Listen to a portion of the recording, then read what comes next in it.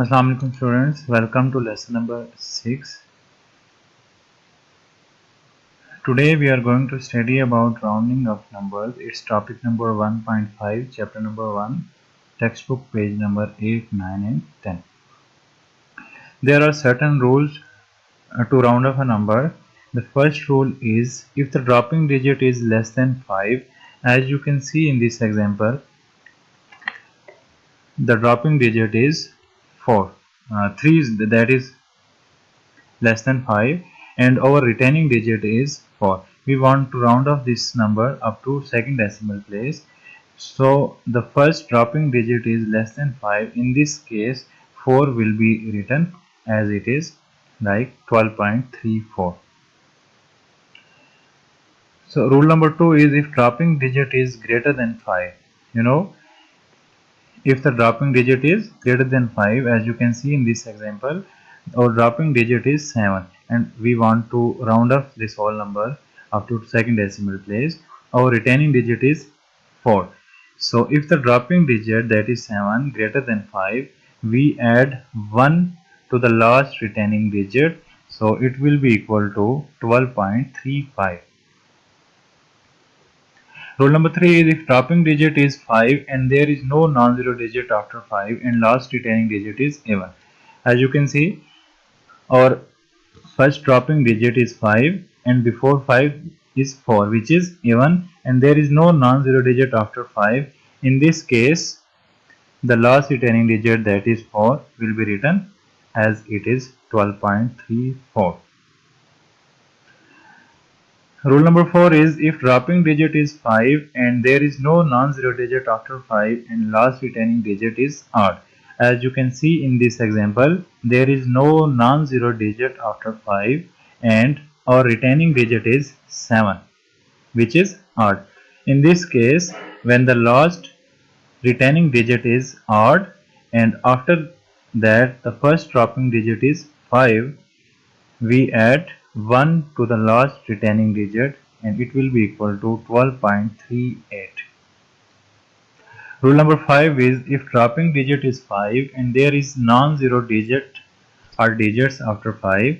As you can see in this example, we want to round off this value up to second decimal place, that is 7, and after 7 is 5 and there are 3 non-zero digits 5, 6 and 5 after the first dropping digit 5. In this case 1 will always be added to the last retaining digit and it will be equal to 12.38, as you can see. So these are the 5 rules to round up the number. The next part of this topic is significant figures. What are significant figures? Significant figures are the number of accurately known digits and first doubtful digit in any measurement. For example, there is a measurement 12.7. There are 3 significant figures and among them 1 and 2 are accurately known digits and 7 is the first doubtful digit, and as a whole there are 3 significant figures in this measurement. Now there are certain rules to find out the significant figures and then the importance of significant figure. Significant figures shows the extent or limit to which readings are reliable. Important means significant figures are important to estimate uncertainty in final result. More the number of significant figures, more precise the measurement is. In this case, when the significant number of significant figures is more, the result will be more accurate and more precise. It will be our next topic. We will discuss the uncertainty in the final result by using significant figures in our next topic. There are certain rules to find significant figures. Rule number 1 is all non-zero digits from 1 to 9 are significant. So from 1 to 9 all are significant in any measurement. Rule number 2 is zeros between non-zero digits are significant. For example, you can see there are 2 examples, 22006. In this case, 2 zeros are between 2 non-zero digits, that is 6 and 2. So these 2 zeros between 2 non-zero digits are significant. And in this example also, there are 3 zeros after the decimal point and there is non-zero digit before the decimal point. In this case, these 3 zeros are significant. In case when the left to the decimal point or before the decimal point there is no non-zero digit. For example, if instead of 3 here is 0, then these 3 zeros will not be significant. Rule number 3. Zeros to the right of decimal point are not significant. If the right of decimal point there is no non-zero digit, as I said earlier, that if there is no non-zero digit before the decimal point, after the decimal point or right to the decimal points, zeros will not be significant. In this case, in this example, there are only two significant figures, that are 8 and 9. Rule number 4 is zeros to the right of decimal point and after non-zero digit are significant. For example, in this example you can see there are 4 zeros right to the decimal point and all these zeros are significant, and here are 5 significant figures in this number. Rule number 5 is in an integers like 800 kg, zeros may or may not be significant if the least count of the measuring instrument. In this case, the measured value is 800 kg, and if the least count is 1 kg, there will be 4 significant figures, and the measured value in the form of scientific notation will be written as 8.000 multiplied by 10 raised to power 3. So here are 4 significant figures, 8, 0, 0 and 0. But in the case if the least count is 10 kg, then there are 3 significant figures only, and the measured value will be written in the form of scientific notation as 8.00 multiplied by 10 raised to power 3. In this case you can see there are only 3 significant figures. So significant figure depends upon the least count of the measuring instrument. Rules for finding significant figures, and rule number 6 is when measurement is recorded in scientific notation. Remember, when the measurement is recorded in the form of scientific notation, the figures other than the power of 10 are significant. So power of 10 will not be included in significant figures. For example, in 50.7 multiplied by 10 raised to power 5, there are only 3 significant figures, that are 5, 0 and 7. Exponent of 10 will not be included in significant figures.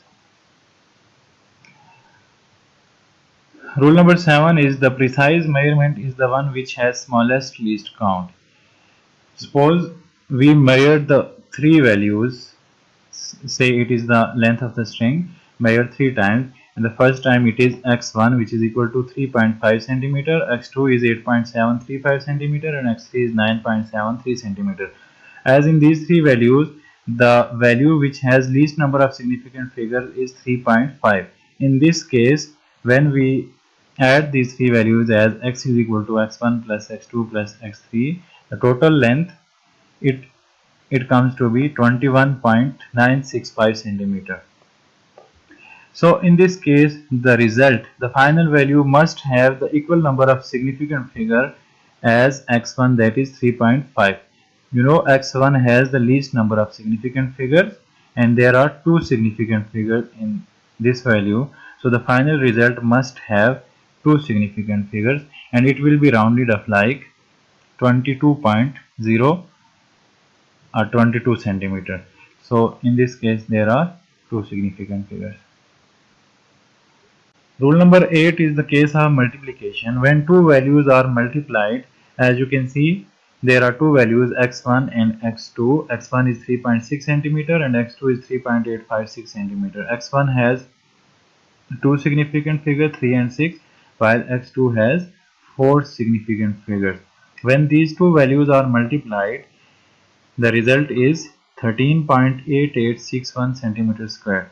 In this case, result must have two significant figures as x1. So it will be rounded up like 13.9 centimeter square, which will be equal to 14 centimeter square. As you can see, in 14 there are two significant figures and in x1 there are two significant figures.